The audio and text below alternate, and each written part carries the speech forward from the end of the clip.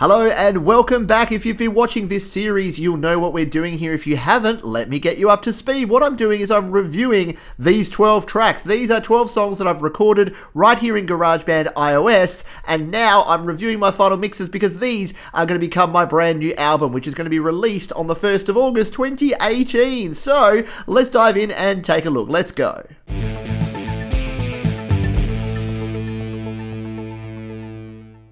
Hi, my name is Pete. This is Studio Live today, where I help you create, record, and release your best music. And as I mentioned, we are reviewing these final mixes. So these are tracks that are already recorded, and I've just been making some tweaks to some tracks. Some I've been leaving pretty much as they are, but I'm just showing you what songs we're going to be including, and then we're going to be mastering and releasing these tracks in the next 6 days, so we don't have long to do this, so we're going to go through. Now, what I'm doing today, I had been going track by track. There's 3 videos, one about these first 3 tracks, but in this video, I'll be jumping ahead because a lot of the other tracks in this album are ones that I've actually recorded and released here on the channel. So I've got entire video series where I've gone through and showed you the process of recording these songs. So what I'm going to do is we'll briefly go in and I'll talk about each one of these tracks just to give you a bit of a review, or again, if you're new to the channel and you weren't there, then I'll give you the overview and the highlights, and then if you want to, you can dive in and take a look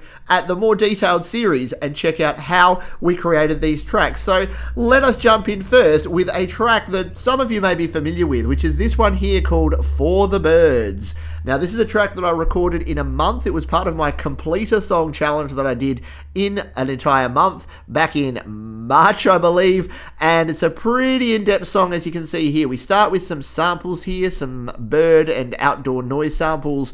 We've got some drums here, we've got some bassoon, we've got some strings and some percussion, pianos and organs, electric pianos, some synth sounds there. Then we've got all of our vocal tracks and backing vocal tracks, which span all of those. We've got 3 electric guitars, we've got 2 acoustic guitars, and we've got a drummer track. And again, if you want to find out how I recorded all of those, you can check those out in the links that we have down below, and I'll link it up above as well if I remember to do so. So this is a mix that I'm actually pretty happy with. I spent a lot of time getting this mix right, and I'm probably going to go with it. But let's just take a listen to, let's come into the middle here and take a listen to what this track sounds like in case you haven't heard it before. Every time I think about the things you say are true, it gets me thinking about the different ways we choose to spend our time.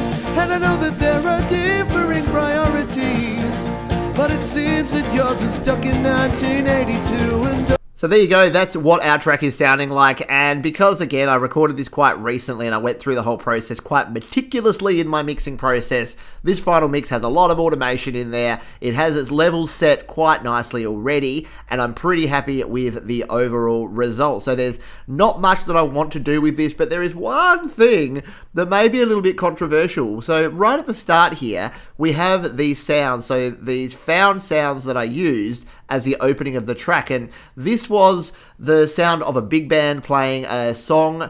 And the problem I'm having is I believe this was a Gershwin track, Gershwin song piece performance that they were doing, and I don't think it's going to be an issue in terms of copyright. I have actually already released this track and there's been no issues to date, but being on an album, I'm wondering if that is going to continue to be the case. So I am thinking about the possibility of actually removing those bird sounds. So let's just take a listen to what those sound like at the moment with this intro, and then we'll take a listen to what it would be like if I did remove that intro and just jump straight into the track.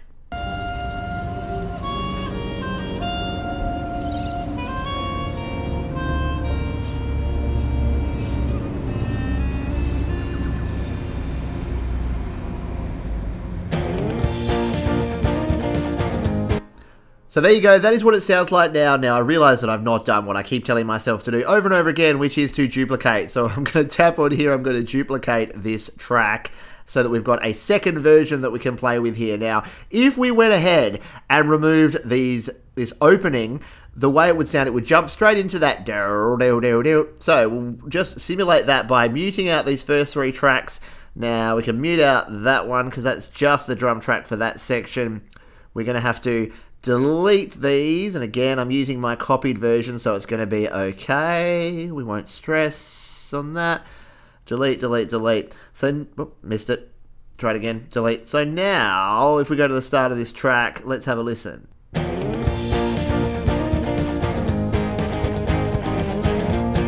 So there's a bit of guitar noise there that I'd have to cut out at the very start, but yeah, I don't know. I'm not convinced. I'd kind of like the opening that I already had, so I might be taking the risk here. Let's just try that again.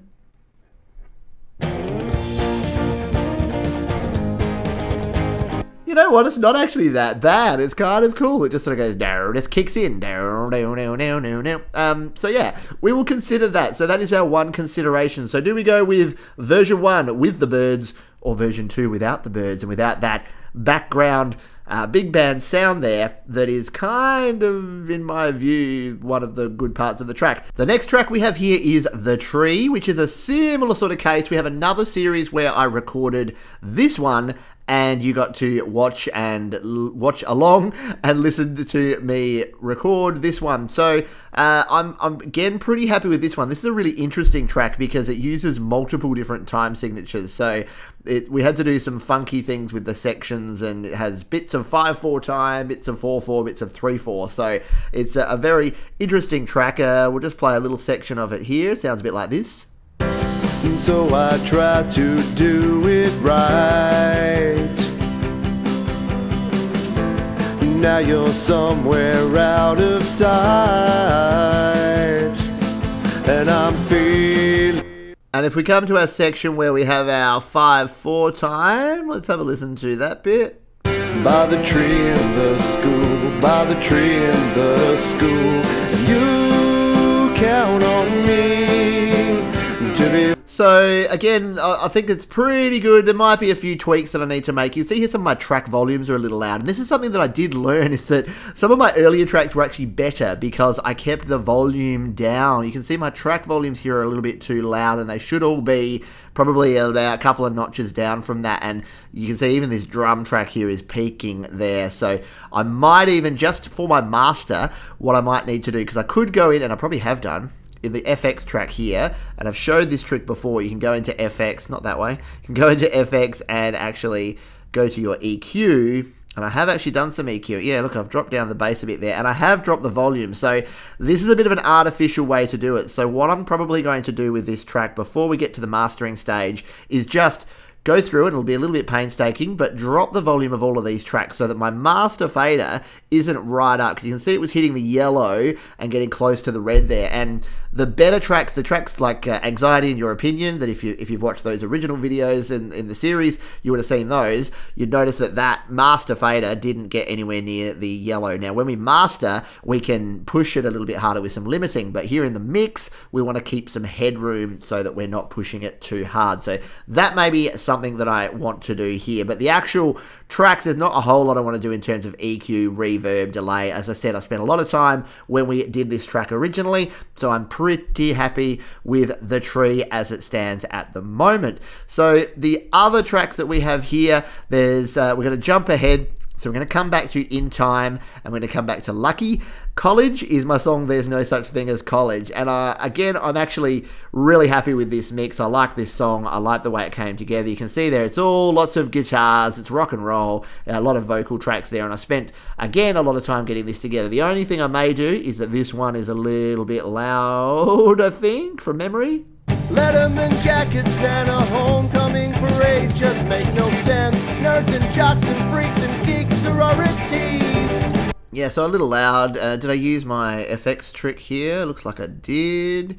Here in the EQ. Yeah, so I've dropped the volume down in the EQ there just to level it off, which is okay, but if each individual track is too loud, it's still going to be a little bit loud. Like, turning down the overall volume is not as good as dropping those individual tracks down, so we may just need to pull those down a bit. When we review all these tracks at the end, if I've done any of that, I'll give you a quick overview of that at the time. So there we are. We've knocked off 3 tracks here. Sin is one that I do want to come back to because it needs some work with its mix. I'm not comfortable with how that's sounding at the moment, and it's a bit muddy, and we're going to review that in a bit more detail in the next couple of days. The same with New Day. New Day is actually one of the favourite songs that I've written, but I don't like the mix at all. I think it needs some serious work to bring it together because the guitars sound muddy, the vocals are too loud. There's a few issues that we have with that song. It's a good song, but it needs a little bit of work, so we'll be doing that in a later video. And what have we skipped here? We've got Home. So that's from my original EP. There's not a lot that I want to do with that. I actually really like that song, and I like the original mix that I have for that song. And the same with Drinking With You. I'm not going to be changing a whole lot with that one. And Home was on my original Recoil EP, so you'll be able to check out the recording of that I did, and the complete process of recording those tracks. Or not the process, that was one where I reviewed it afterwards. So I'll link to that video so that you can check that one out.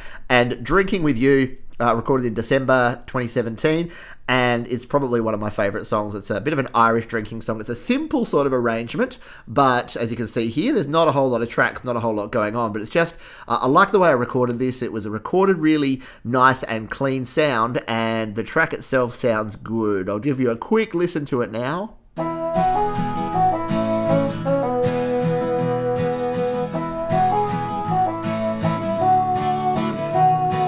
So yeah, nice sort of clean sound there. And then when we kick in with our vocals.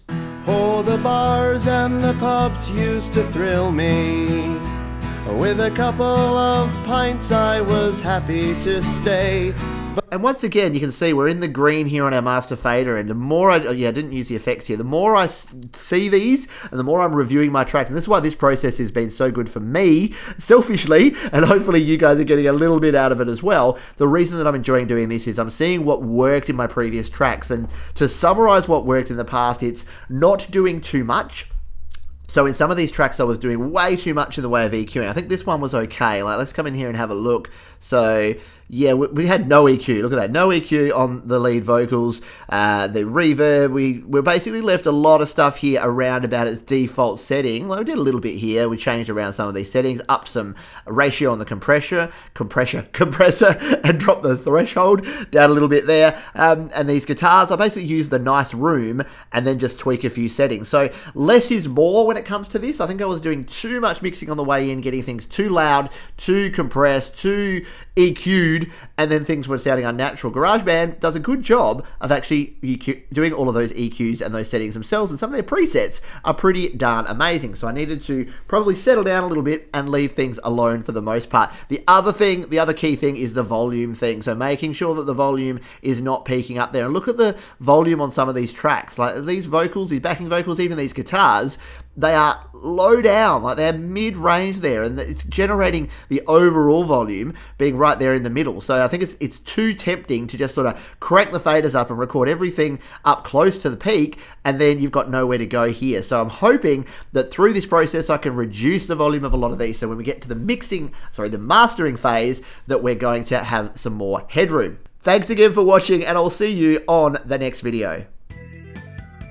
Hey, thanks for sticking around to the end. Now, I know I rushed through things quite a bit in this video, so if you did want to check out the complete tracks that I talked about here and give me some feedback, I will link those down below where you can listen to those full tracks for free and you can provide me your feedback. Thanks again for watching.